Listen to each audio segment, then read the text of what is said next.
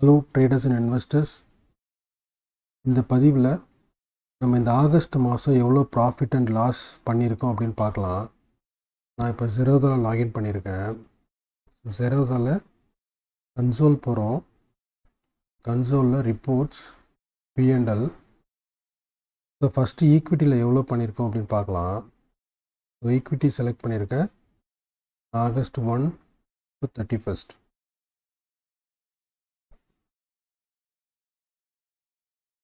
So August 1 to 31 பார்த்தீங்க அப்படின்னா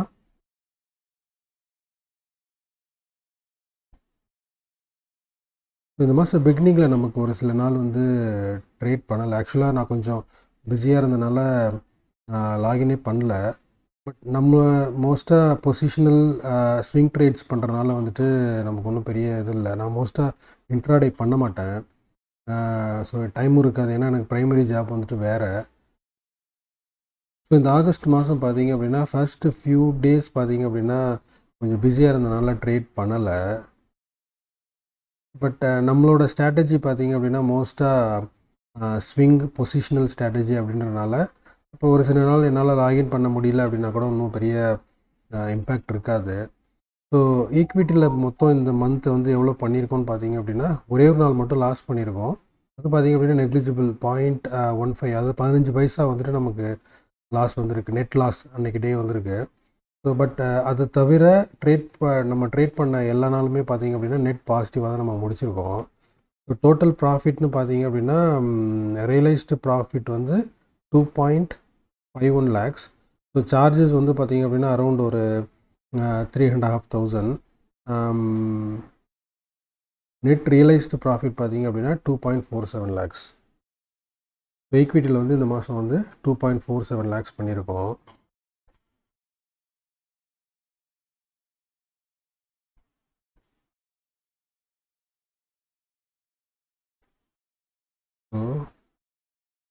equity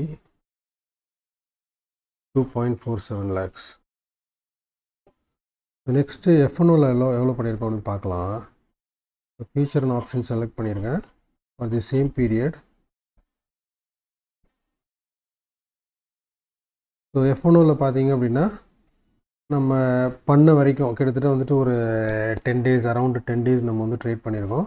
so trade பண்ண வரைக்கும் பார்த்தீங்க அப்படின்னா நம்மளோட நெட் பாசிட்டிவாக தான் முடிச்சிருக்கோம். ஸோ டோட்டல் ப்ராஃபிட் எவ்வளோ அப்படின்னு பார்த்தீங்க அப்படின்னா சார்ஜஸ் போக 66.38 thousand. இது லேக்ஸில் இருக்குது. ஸோ இது 1000ல் இருக்குது.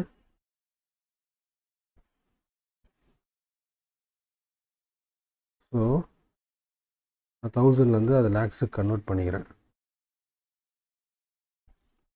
ஓகே, ஸோ இது F&O.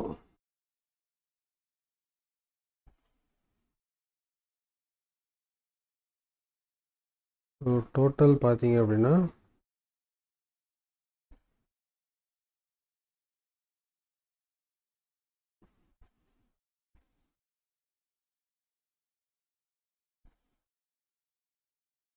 ஸோ 3.1 lakhs பண்ணியிருக்கோம். ஸோ இந்த 3.1 lakhs எவ்வளோ கேபிட்டல் யூஸ் பண்ணியிருக்கோம்னு பார்க்கலாம்.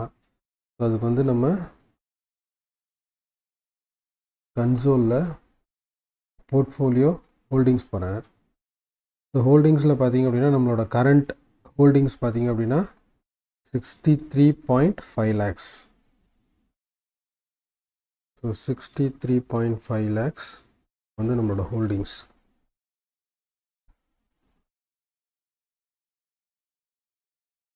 ஸோ 63.5 lakhs யூஸ் பண்ணி நம்ம 3.1 lakhs நம்ம ப்ராஃபிட் பண்ணியிருக்கோம். ஸோ ரிட்டர்ன் ஆன் இன்வெஸ்ட்மெண்ட்டுன்னு பார்த்தீங்க அப்படின்னா profit divide by capital into 100.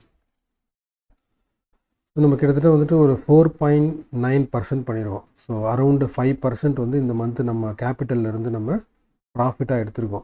Monthly 5% ஒரு நல்ல பர்சன்டேஜ். ஸோ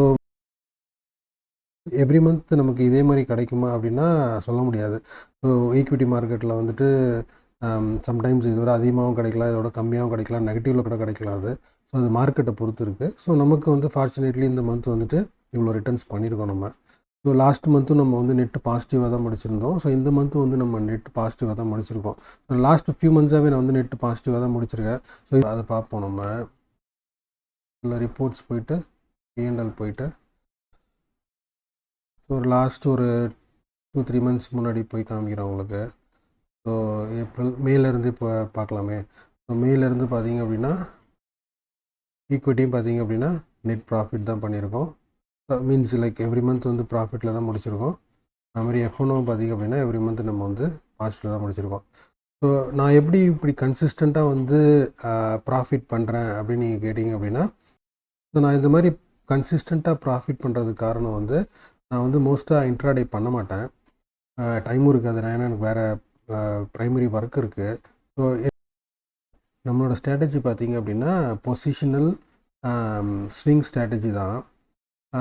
எஃப்ஓனோவில் பார்த்தீங்க அப்படின்னா மோஸ்ட்டாக நான் கவர்டு கால் தான் பண்ணுவேன். நான் கவர்டு கால், கேஷ் செக்யூர் புட் அந்த மாதிரிலாம் பண்ணுவேன். ஸோ வரப்போகிற வீடியோக்களில் வந்துட்டு நான் அதை பற்றின இன்னும் நான் டீட்டெயில்டாக சொல்கிறேன். உங்களுக்கு எதுவும் டவுட்ஸ் இருந்துச்சு அப்படின்னா கமெண்ட் செக்ஷனில் தெரிவிங்க. நான் உங்களுக்கு வந்துட்டு ரிப்ளை பண்ணுறேன்.